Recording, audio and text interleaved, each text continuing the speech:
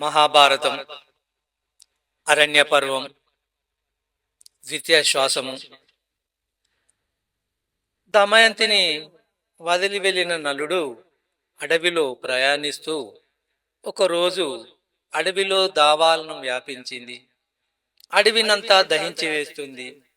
ఆ మంటల మధ్య నుండి రక్షించండి రక్షించండి అనే ఆర్తనాదం విని నలుడు అటువైపుకు వెళ్ళాడు. అగ్నికీలల మధ్య ఉన్న ఒక నాగకుమారుడిని చూసి వెంటనే అతడిని రక్షించాడు. కానీ పాము రూపంలో ఉన్న అతడు నలుని కాటువేసింది. ఆ పాము విషానికి నలుడి రూపం మారి వికృత రూపుడయ్యాడు. అప్పుడు ఆ పాము తన నిజస్వరూపంలో ప్రత్యక్షమయ్యి, నలమహారాజా, నా పేరు కర్కోటకుడు, నేను నిన్ను కాటువేశానని బాధపడకు, నీకు మంచి జరగడానికే అలా కాటువేశాను. ఇప్పుడు నిన్ను ఎవరు గుర్తుపట్టరు. ఈ అడవిలో ఏ విషసర్పం కరిచినా నీకు బాధ కలగదు. నీకు అన్నింటా విజయం కలుగుతుంది. నీ భార్య నీకు దక్కుతుంది. నీ రాజ్యం మరల నీకు సంక్రమిస్తుంది. నీకు ఎప్పుడు నీ నిజస్వరూపం కావాలన్నా నన్ను తలుచుకో. అప్పుడు నీ వద్దకు ఒక వస్త్రము వస్తుంది. దానిని నీవు కప్పుకుంటే నీకు నీ పూర్వ ఆకృతి వస్తుంది అని కర్కోటకుడు నలునితో చెప్పాడు. నీకు మరొక విషయం చెప్తాను. ఇక్కడికి దగ్గరలో ఇక్ష్వాకు వంశకు కరుడైన ఋతుపర్ణుని రాజ్యం ఉంది. నీవు అక్కడికి వెళ్ళు. బాహుకుడు అనే పేరుతో అతని కొల్లులో రథసారథిగా చేరు. నీవు అతనికి అశ్వ హృదయము అనే విద్యను ఇచ్చి అతని వద్ద నుండి అక్షహృదయము, గణిత శాస్త్ర రహస్యాలు అనే విద్యను గ్రహించు అని చెప్పి కర్కోటకుడు వెళ్ళిపోయాడు. ఆ ప్రకారం నలుడు ఋతుపర్ణుని వద్దకు వెళ్ళాడు. రథసారథిగా అక్కడ చేరాడు. పైగా వంటశాలలో చేరి రుచికరమైన పదార్థాలు వండి పెట్టడం సాగించాడు. నలుడికి జీవలుడు అనే వంటవాడు సహాయకుడిగా ఉన్నాడు. ఎక్కడ ఉన్నా నలుడు అనుక్షణం తన భార్య అయిన దమయంతిని తలుచుకుంటూ దుఃఖిస్తూ ఉన్నాడు. ఒకరోజు ఒంటరిగా దమయంతిని తలుచుకుంటూ ఉండగా అది జీవలుడు చూశాడు. ఈ వికృత రూపుడికి, గూనివాడికి ప్రియురాల వింతగా ఉందే. వీడే ఇంత కురూపి అయితే వీడి భార్య ఎంత కురూపిగా ఉంటుందో అనుకుంటూ నలుడి వద్దకు పెళ్లి విషయం అడిగాడు. దానికి నలుడు, అయ్యో, నాకు ఒక ప్రేయసి కూడానా? ఇదివరకు నాకు తెలిసిన సైనికుడు ఒకడు తన భార్యను పోగొట్టుకొని ఎంత వెదికినా కానక దుఃఖిస్తూ ఉంటే అది చూచి నేను వాడిని అనుకరిస్తున్నాను అని అన్నాడు. విదర్భ దేశంలో ఉన్న భీమునికి నలుని గురించి వివరాలు తెలిసాయి. తన కూతురు, అల్లుడు ఎక్కడ ఉన్నారో తెలియక పరితపిస్తూ ఉన్నారు. వారిని వెతకడానికి నలుదిక్కులకు బ్రాహ్మణులను పంపించారు. ఎన్నో బహుమానాలు ప్రకటించారు. అందులో ఒక బ్రాహ్మణుడు చేదిపురానికి వచ్చాడు. అక్కడ రాచనగర్లో సైరంధ్రి వృత్తిలో ఉన్న దమయంతిని చూచాడు. ఆమె నుదుటి మీద ఉన్న పుట్టుమచ్చ వలన ఆమెను దమయంతిగా పోల్చుకున్నాడు. ఆమె వద్దకు వెళ్ళి, అమ్మా, నేను నీ తండ్రి భీముని వద్ద నుండి వస్తున్నాను. నీ తల్లిదండ్రులు క్షేమంగా ఉన్నారు. అనుక్షణం నిన్నే తలుచుకుంటూ ఉన్నారు. అమ్మా, నేను నీ సోదరునికి మిత్రుడను. నా పేరు సుదేవుడు అనే బ్రాహ్మణుడను అని చెప్పాడు. అది విని దమయంతికి దుఃఖం పొర్లుకు వచ్చింది. దమయంతి దుఃఖించడం చూచి రాజమాత ఆమె వద్దకు వచ్చింది. ఆ బ్రాహ్మణుని చూచి, బ్రాహ్మణోత్తమ, ఈమె ఎవరి భార్య, ఎవరి కూతురు, ఈ విధంగా ఉండటానికి కారణం ఏమిటి అని ఆ బ్రాహ్మణుడిని అడిగినది. దానికి ఆ బ్రాహ్మణుడు, అమ్మా, ఈమె విదర్భ రాజకుమార్తె నలచక్రవర్తి భార్య, పేరు దమయంతి. ఈమె భర్త విధివశాత్తు తన రాజ్యం పోగొట్టుకున్నాడు, అడవుల పాలయ్యాడు. ఈమె తండ్రి వీరిని వెతకడానికి మమ్మలను పంపాడు. ఆ ప్రకారం నేను ఇక్కడకు వచ్చాను. ఈమె నుదుటి మీద ఉన్న పుట్టుమచ్చ ఆధారంగా ఈమెను గుర్తుపట్టగలిగాను అని చెప్పాడు. ఇది విన్న రాజమాత దమయంతిని కౌగిలించుకొని, దమయంతి, నీవు నా పుత్రికా సమానురాలవు. నేను నీ తల్లి దశార్ణరాజు పుత్రికలము. నీ తల్లి విదర్భ దేశాధీశుని వివాహమాడింది. నేను వీరబాహుని వివాహం చేసుకున్నాను అని చెప్పింది. అంతా సంతోషంగా గడిపారు. తరువాత దమయంతి తన పుట్టినింటికి ప్రయాణం అయి వెళ్ళిపోయింది. రాజసౌధంలో ఉన్న భర్త వియోగంతో బాధపడుతూ ఉంది దమయంతి. ఒకనాడు దమయంతి తన తండ్రితో, నా భర్త కోసం తక్షణం వెదికించండి, ఆయన లేకపోతే నేను బతకడం వృధా అని చెప్పింది. భీముడు వెంటనే నలుని వెతకడానికి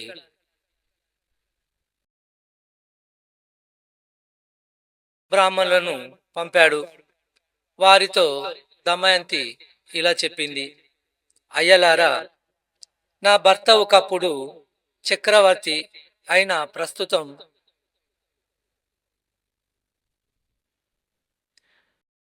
అసమర్థుడు, మారువేషంలో ఉంటాడు.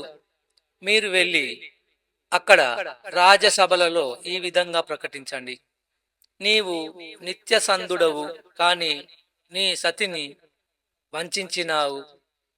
ఆమె సగం వస్త్రం ధరించి వెళ్ళిపోయావు. అలా చేయడం నీకు ధర్మమా? నీ భార్య మీద కరుణ చూపు అని చెప్పండి. ఈ మాటలకు ఎవరన్నా రోషం వచ్చి సమాధానం చెప్తే అతని నా వద్దకు తీసుకురండి అని చెప్పి పంపించింది. ఆ బ్రాహ్మణులు ఆమె చెప్పిన ప్రకారం చేస్తామని చెప్పి నలుదిక్కులకు నలుని వెతకడానికి బయలుదేరారు. అందరూ తిరిగి వచ్చి నలుడు కనబడలేదని చెప్పారు. వారిలో పర్ణాదుడు అనే విప్రుడు మాత్రం దమయంతితో, అమ్మా, నేను ఋతుపర్ణుని రాజ్యానికి వెళ్ళాను. నీవు చెప్పినట్టే చెప్పాను. అక్కడ ఉన్న ఒక కురూపి వంటవాడు, అశ్వశాలలో పనిచేసేవాడు బాహుకుడు అనేవాడు నా మాటలు విని నన్ను రహస్యంగా కలుసుకున్నాడు. ఈ విధంగా అన్నాడు, అయ్యా, భర్త కష్టాలలో ఉన్న సహించి ఆదరించే భార్య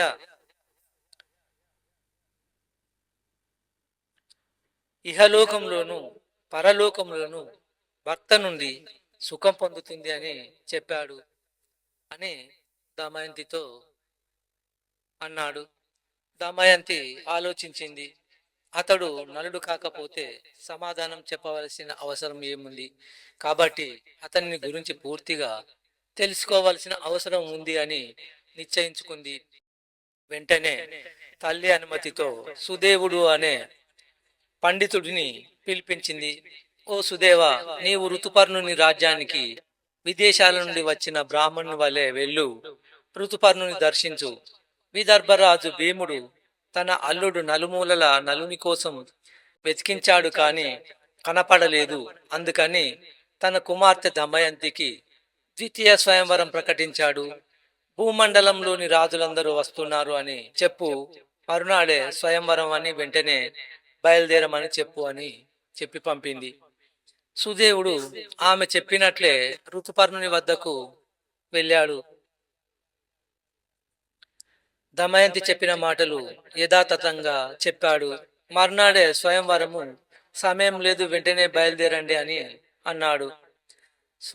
స్వయంవరానికి వెళ్ళాలి, కాని ఒక్క రోజులో విదర్భ చేరడం ఎలాగా అని ఆలోచించాడు ఋతుపర్ణుడు. అశ్వశిక్షకుడు అయిన బాహుకుడిని పిలిచాడు. బాహుక, దమయంతికి ద్వితీయ స్వయంవరం ప్రకటించారు. నాకు చూడాలని ఉంది. ఒక్క రోజులో మనం విదర్భకు స్వయంవరానికి వెళ్ళాలి. మరి నీ అశ్వశిక్షణ ప్రదర్శించు అని చెప్పాడు. సరే అన్నాడు బాహుకుడు. బాహుకుడు కలత చెందాడు. నేను అడవిలో నిర్దాక్షిణ్యంగా వదిలి రాబట్టి కదా నా భార్య దమయంతి ద్వితీయ స్వయంవరం ప్రకటించింది. ఆమెకు నా మీద కోపం ఉంది. అవివేకులైన పురుషులు తాము భార్యలను ఏమి చేసినా వారు తమను ప్రేమిస్తుంటారు అనే భ్రమలో ఉంటారు. కానీ అది నిజం కాదు అని దుఃఖించాడు. అయినా దమయంతి పతివ్రత, ఇద్దరు పిల్లలు ఉన్నారు. మరి ఈ విధంగా రెండవ పెళ్లి చేసుకుంటుందా ఏమో. అయినా నేను కూడా విదర్భ వెళ్ళి ఈ వింత చూస్తాను అనుకున్నాడు. వెంటనే రథానికి గుర్రాలను కట్టాడు. ఋతుపర్ణుడు తీసుకొని ప్రయాణమయ్యాడు.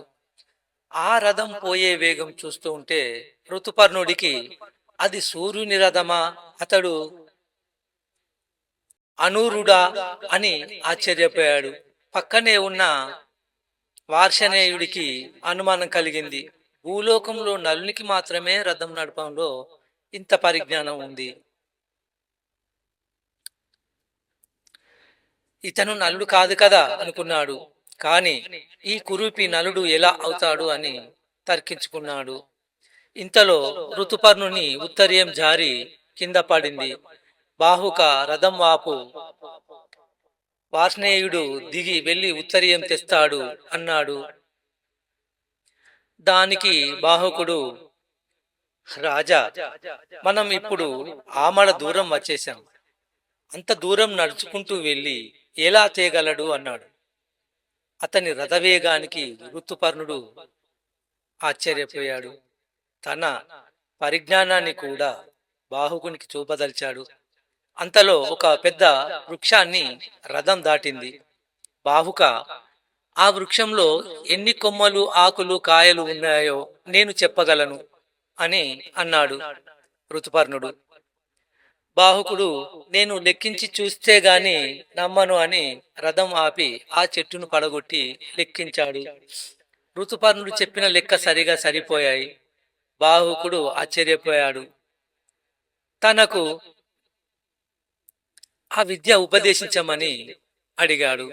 బాహుక, ఇది అక్ష విద్య అనే సంఖ్యాశాస్త్రము అని ఋతుపర్ణుడు బాహువునికి అక్ష విద్యను ఉపదేశించాడు. అప్పుడు బాహుకుడు, రాజా, దీనికి ప్రతీకగా నాకు తెలిసిన అశ్వహృదయం అనే విద్యను నీకు ఉపదేశిస్తాను అని అన్నాడు. ఇప్పుడు కాదు, తర్వాత నేను అడిగి తీసుకుంటాను అని చెప్పాడు ఋతుపర్ణుడు. అక్షహృదయ విద్య మహిమ వలన అప్పటిదాకా నలుని ఆవహించిన కలి వెలుపలికి వచ్చాడు. తనను క్షమించమని నలుని వేడుకొన్నాడు. నలుడికి కోపం వచ్చింది. కలిని శపించడానికి పూనుకున్నాడు. అప్పుడు కలి, నలమహారాజా, నిన్ను ఆవహించడం వలన ఇప్పటిదాకా నేను కర్కోటకుడి విషం చేత అనుక్షణం తగలబడ్డాను. ఇంకా నాకు శాపం ఎందుకు, నన్ను అనుగ్రహించు అని అన్నాడు. తర్వాత నలుడు రథాన్ని ఎక్కి ఋతుపర్ణితో సహా విదర్భకు వెళ్ళిపోయాడు. నలుని రథం విపరీతమైన ఘోషతో విదర్భ ప్రదేశించింది. ఆ రథఘోష విని దమయంతి అది నలుని రథం అని గుర్తుపట్టింది. ఎంతో ఆనందించింది. కాని రథం మీద ఋతుపర్ణుని చూసి నిరాశ చెందింది. భీమరాజు ఎంతో ఆదరంతో ఋతుపర్ణుని ఆహ్వానించాడు, విడిది చూపించాడు. ఋతుపర్ణునికి విదర్భలో స్వయంవరం జరుగుతున్న సందడి ఏమీ కనిపించలేదు. బాహుకుడు రథాన్ని అశ్వశాలలో నిలిపి గుర్రాలను విడిచి సేద తీరుతున్నాడు. దమయంతి దాసిని పిలిచి, వచ్చినది ఋతుపర్ణ మహారాజు. అతని సారథి వార్ష్ణేయుడు. ఆ ఇద్దరు నాకు తెలుసు. మరి ఆ కురీపి ఎవరు? అతనిని చూచి నా మనసు ఆనందం పొందుతూ ఉంది. నీవు వెళ్ళి ఆ మూడవ వ్యక్తి గురించి తెలుసుకొనిరా అని పంపించింది. దాసి నలుని దగ్గరకు వచ్చి, అయ్యా, మా రాజకుమారి దమయంతి తమ యోగక్షేమాలు తెలుసుకొని రమ్మన్నారు అని అడిగింది. మీ రాకుమార్తె స్వయంవరం ప్రకటించింది కదా, దానికి ఒక్క రోజులో నేను మా మహారాజును తీసుకుని వచ్చాను. 100 ఆమడల దూరం మనోవేగంతో ఒక రోజులో ప్రయాణం చేశాము. ఆ రథసారథి నేనే అన్నాడు. మరి మీతో వచ్చిన మూడవ వ్యక్తి ఎవరు అంది దాసి. ఆయన వాష్ణేయుడు ఇదివరకు నలుని సారథి అన్నాడు. అయ్యా, మరి అతనికి నలుని జాడ తెలిసి ఉంటుంది కదా అని అడిగింది. ఎలా తెలుస్తుంది? నలుడు తన రాజ్యాన్ని పోగొట్టుకోకముందు వాష్ణేయుడు నలుని పుత్రులను తీసుకొని వచ్చి విదర్భలో విడిచాడు. ఇంతలో నలునికి రాజ్యం పోయింది. అందుకని అతను ఋతుపర్ణుని వద్ద చేరాడు. నలుని గురించి అతనికి తెలిసే అవకాశం లేదు. నలుని గురించి నలునికి తెలియాలి, లేక ఆయన భార్యకు తెలియాలి అన్నాడు బాహుకుడు. దానికి ఆ దాసి ఇలా చెప్పింది. అయ్యా, నలుడు తనను ప్రాణప్రదంగా చూసుకునే భార్యను నిర్దాక్షిణ్యంగా అడవిలో విడిచి వెళ్ళాడు కదా. కాని దమయంతి ఆనాడు నలుడు విడిచిన సగం చీరనే ధరించి భర్తను తలుచుకుంటూ ఉంది. మరి ఆ నలుడు తన భార్యను ఎలా మర్చిపోయాడు అంది దాసి. దానికి నలుని కంట్లో నీళ్లు తిరిగాయి. దాసికి కనిపించకుండా మొహం తిప్పుకున్నాడు. నలుడు వెంటనే దాసి వెళ్ళి దమయంతికి జరిగినదంతా చెప్పింది. దానికి దమయంతి, అతను నలుడే, సందేహం లేదు. కాని ఆ వికృత రూపం ఏమిటి? పైగా అతను వంటవాడు అని చెప్పారు కదా. అతను ఎలా వంట చేస్తాడో పరీక్షించు అని చెప్పి పంపించింది. అలాగే అని దాసి వెళ్ళింది. బాహుకుని నిశ్చితంగా పరిశీలించి వచ్చి దమయంతితో ఇలా అంది. అమ్మా, అతను సామాన్యుడు కాదు.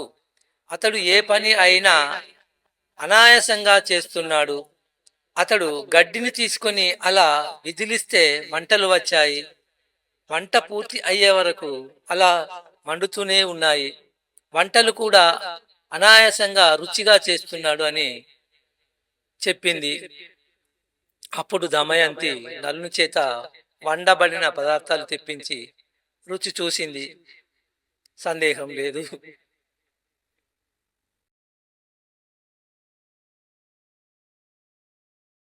ఇవి నలుని వంటలే అని అనుకుంది. కాని ఇంకా అనుమానం పోలేదు. తన కొడుకును కూతురును దాసినిచ్చి నలుని వద్దకు పంపించింది. నలుడు వారిని చూసి చలించిపోయాడు. కొడుకును ఎత్తుకొని ముద్దు పెట్టుకున్నాడు. కూతురుని కౌగులించుకున్నాడు. దాసిని చూసి, అమ్మ, ఏమీ అనుకోకు. వీరు నా బిడ్డల మాదిరి ఉన్నారు, అందుకని అలా చేశాను. దాసి, నువ్వు ఇక్కడకు నా వద్దకు రావద్దు. ఎవరన్నా చూస్తే ఏమన్నా అనుకుంటారు. అయినా మేమే వేరే దేశం నుండి వచ్చిన అతిథులం. మాతో మీకేం పని అన్నాడు. ఇది తెలిసి దమయంతి చాలా సంతోషించింది. తల్లి వద్దకు వెళ్ళి, అమ్మ, ఋతుపర్ణుని సారథిగా వచ్చిన కురూపి బాహుకుడు నిశ్చయంగా నలమహారాజు. అమ్మ, అతనే ఇక్కడకు వస్తాడా లేక నేను అక్కడకు వెళ్ళాలా నిర్ణయించు అని చెప్పింది. అప్పుడు ఆమె భీమరాజు అనుమతితో బాహుకుని దమయంతి వద్దకు రప్పించింది. బాహుకుడు దమయంతిని చూచాడు. అప్పుడు దమయంతి నలుని చూచి, అయ్యా, నిస్సహాయంగా ఉన్న నన్ను నా భర్త నలమహారాజు నిర్దాక్షిణ్యంగా అడవిలో ఒంటరిగా విడిచి వెళ్ళాడు. అలా ఎవరన్నా చేస్తారా? నేను సంతానవతిని కదా. అలా విడిచిపెట్టడం ధర్మమా? అలా చేయడానికి నేను ఏమి అపచారం చేశాను? నిన్ను ఎప్పటికీ విడవను అని ఎన్నోసార్లు చెప్పాడు కదా. మరి ఇలా ఎందుకు చేశాడు అని దుఃఖించింది. అప్పుడు నలుడు దమయంతిని చూసి, సాధ్వి, ఆ సమయంలో నన్ను కలి ఆవహించి ఉన్నాడు. అందువలన అలా ప్రవర్తించాను. జూదంలో నా సర్వస్వం కోల్పోయాను. ఇప్పుడు కలి నన్ను విడిచి వెళ్ళిపోయాడు. అసలు నేను ఇక్కడికి వచ్చింది నీ గురించి తెలుసుకోవడానికే. నాకు నీ మీద అనురాగం ఉన్నది అని నీకు తెలుసు కదా. మరి మరొక భర్త కోసం స్వయంవరం చాటించడం కులస్త్రీలకు ధర్మమా? రాజులందరినీ ఆహ్వానించబట్టే కదా ఋతుపర్ణుడు వచ్చాడు. ఇది న్యాయమా అని అడిగాడు నలుడు. నాదా, నేను మిమ్మల్ని వెతుకుటకు 4 దశలకు విప్రులను పంపాను. అందులో అయోధ్యకు వెళ్ళిన విప్రుడు మిమ్మలను గుర్తించి తమరిని ఇక్కడకు రప్పించుటకు వేరు మార్గం లేక ఆ స్వయంవరమును మిషతో తమరిని ఇక్కడికి రప్పించినాను. కాని అసలు స్వయంవరం ప్రకటన లేదు. తమరు తప్ప మానవ మాతృలెవరు 100 యోజనముల దూరము ఒకే రోజులో ఎలా రాగలరు? నాలో ఎలాంటి పాపము తలంపు లేదు అని తమరి పాదములు అంటి ప్రమాణం చేయుచున్నాను అని పలికింది దమయంతి. అప్పుడు ఆకాశవాణి వాయుదేవుడు ఇలా పలికాడు: ఓ నలచక్రవర్తి, ఈ దమయంతి అమల చరిత, పతివ్రత. ఈమె సౌశీల్యమును నేను, సూర్యుడు, చంద్రుడు ఈమెను కాపాడాము. ఈమెను పరిగ్రహించుము అని పలికారు. వెంటనే బాహుకుడైన నలుడు కర్కోటకుని స్మరించాడు. అతడు ఇచ్చిన వస్త్రాన్ని ధరించగానే నలునికి తన పూర్వరూపం వచ్చినది. ఇంద్రతేజస్తో మనోహరమైన రూపంతో నలుడు దమయంతి ముందు నిలిచాడు. దమయంతిని పరిగ్రహించి ఇరువురు సంతోషంగా ఉన్నారు. నలుడు విదర్భలో ఒక 1 నెల రోజులు ఉండి తన రాజధానికి వెళ్లి పుష్కరిని కలిశాడు. పుష్కరునితో, పుష్కర, నీకు జూదమాటం ఇష్టం కదా? నేను నా భార్య దమయంతిని పనంగా పెట్టి జూదమాడుతాను. నీవు నీ రాజ్య సర్వస్వాన్ని పనంగా పెట్టి జూదం ఆడగలవా? అలా కాని ఎడల వీరులదే రాజ్యం, రాజ్య వీర భోజ్యం అనే సూక్తిని బట్టి నాతో యుద్ధం చెయ్యి. యుద్ధంలో గెలిచిన వాడిదే రాజ్యం. నీకు ఏది ఇష్టమో అది చెయ్యి అని అన్నాడు నలుడు. పుష్కరుడు జూదప్రియుడు, పైగా ఒకసారి నలుని ఓడించాడు. అందువలన నలునితో మనం జూదమాడదాము. నేను ఓడితే నా రాజ్యం నీది, నీవు ఓడితే దమయంతి నాది, ఇది పందెం అన్నాడు. నలుడు సరే అన్నాడు. పుష్కరునితో జూదమాడి గెలిచాడు, రాజ్యాన్ని దక్కించుకున్నాడు. అప్పుడు నలుడు పుష్కరుని చూసి, పుష్కర, ఇదివరకు నీతో జూదమాడినప్పుడు నేను కలి ప్రభావంతో ఓడిపోయాను, కానీ నీ బలం వలన కాదు. అందువలన నీవు బలవంతుడవని తలపవలదు. నీవు నా పినతండ్రి కుమారుడవు, నీకు నేను కీడు తలపెట్టను, వెళ్ళు అన్నాడు. తర్వాత నలుడు దమయంతితో కూడి రాజ్యాన్ని ప్రజారాజ్యకంగా పరిపాలించాడు.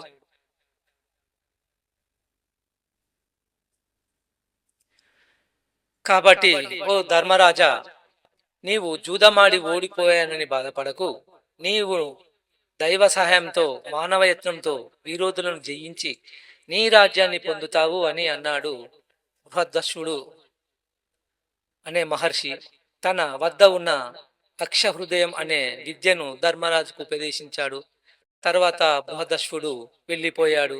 తర్వాత ధర్మరాజు అర్జునుని రాక కోసం నిరీక్షిస్తున్నాడు. అంతలో ఒకరోజు నారద మహర్షి వారి వద్దకు వచ్చాడు.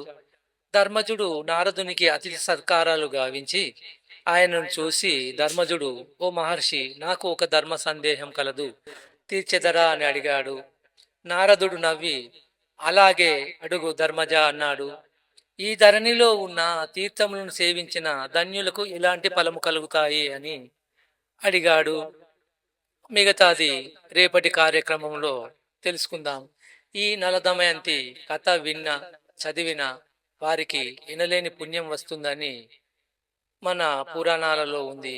కాబట్టి మీరు నేను చెప్పిన ఈ కథను వింటారని ఆశిస్తూ సెలవు.